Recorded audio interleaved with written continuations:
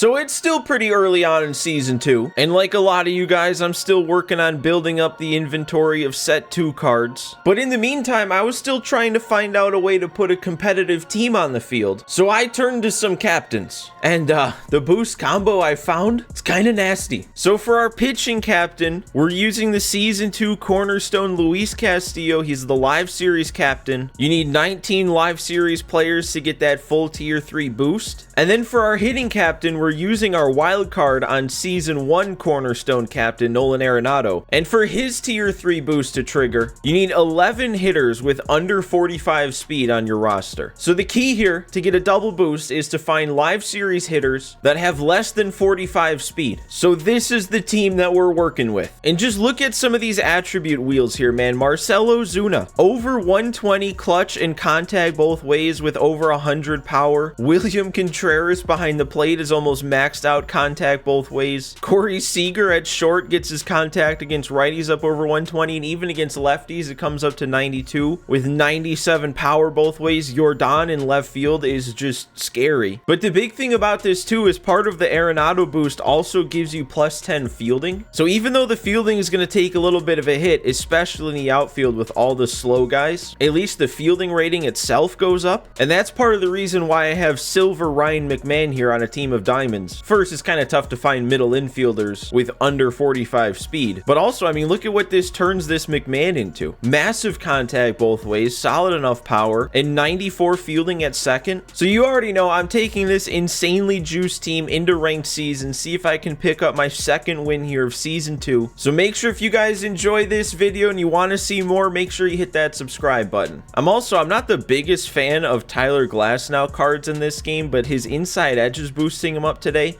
Plus the Live Series boost, he's going up to a 96 overall with 120 hits per 9. And also, since I was yapping about that, I didn't even see what my opponent has going on today. But he does have a World Series icon, and we're playing at Laughing Mountain, which, with a team full of slow outfielders, this isn't the best field to be playing at. I think that is the one change that I would make, is I'd probably at least have a center fielder. I'd probably throw Mike Trout out there instead of Judge, just so we have a center fielder that has a little bit of speed and can run the ball down, even though Trout wouldn't get the double boost.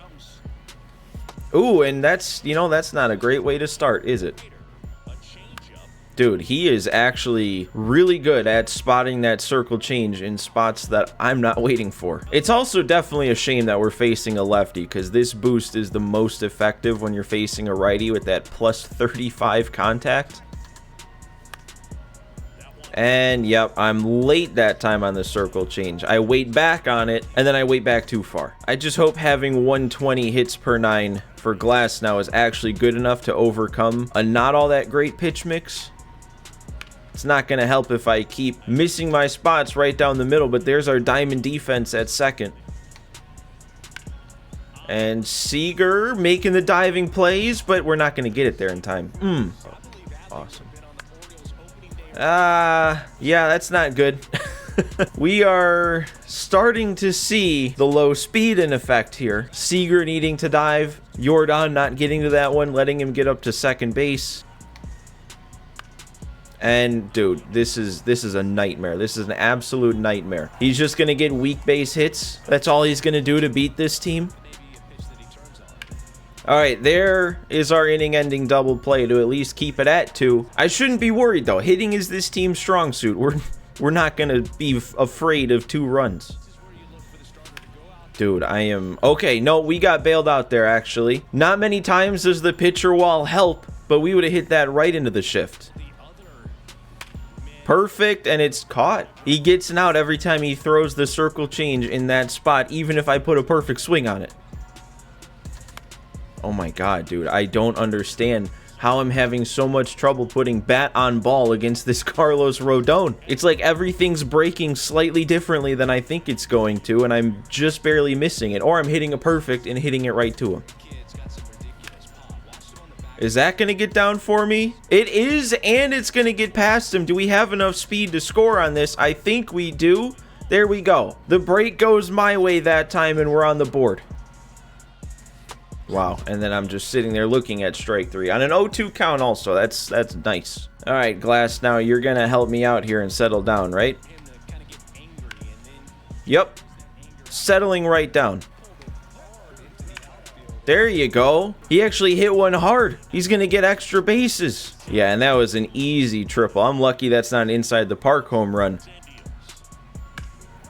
Okay, that's going to be another run, but at least it's an out. There we go. Finally, he swung and missed at that one. I mean, you try and fool him and he's just right on it. That's, you know, that's always nice. So yeah, we're going to go ahead and go to the guy I was originally going to start before I saw what kind of boost Tyler Glasnow had for today. That really didn't work out so well, did it? There we go. All right. Maybe Max Fried's the answer here. If we can hold him and not let him do any more damage. This team was built to hit. It's going to hit. Just not yet. Oh my god, dude. What? I am no stranger to this Carlos Rodon card. He has never been this good. Why is he this good? Oh my god.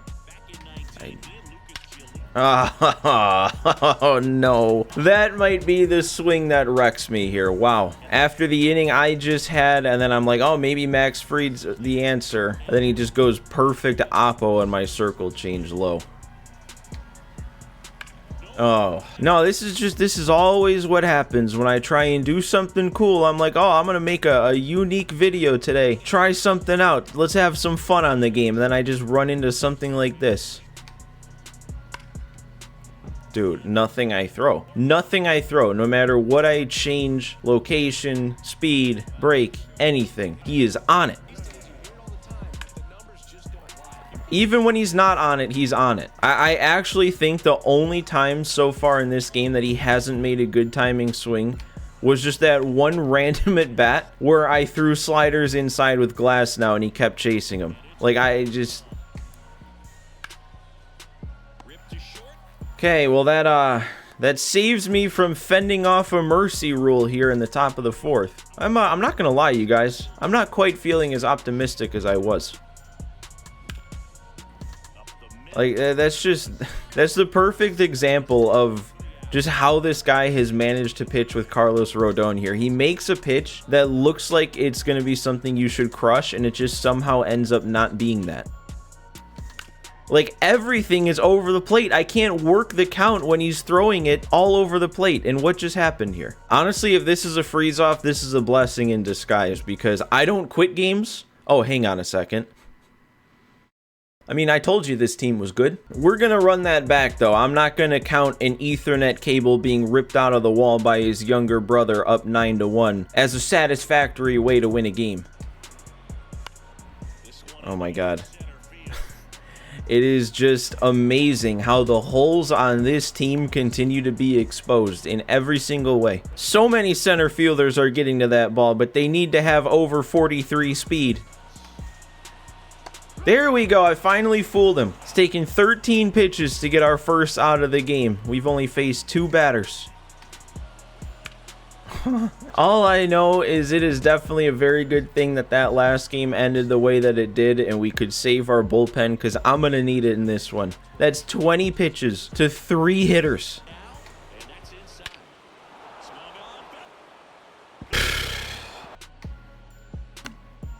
Finally. A bad swing.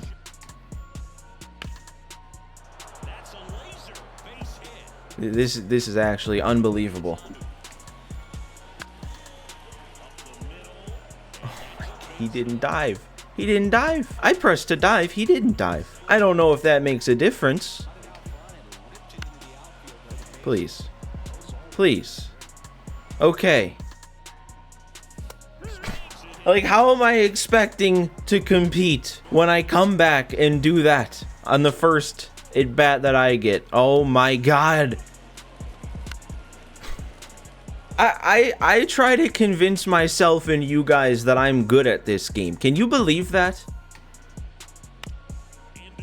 Is that an out in 2 pitches on the first at bat of a new inning?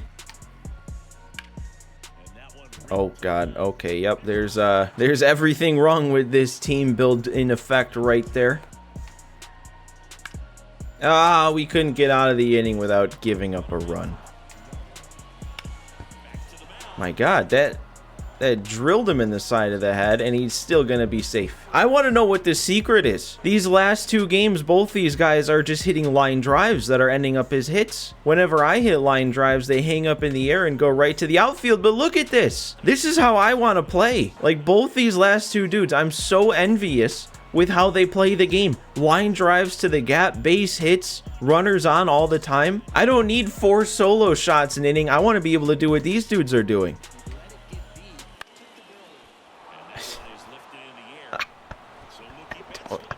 I don't have an answer. I do not have an answer. Okay, finally he hit one too deep to bloop in. Oh!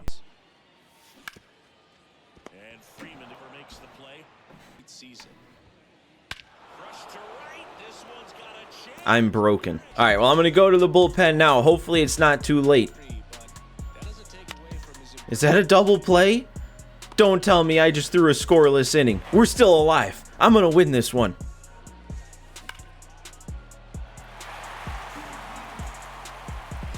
.125 power. What's wrong with that swing?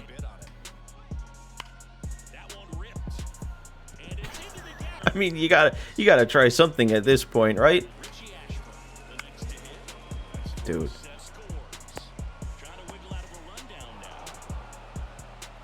Yeah, that's right. That's what I'm talking about. My line drives stay in the air. What is the secret? All I want to do is learn the secret to top spin. All right, well, that's about all I can take today. Stay as far away as you can from those captains.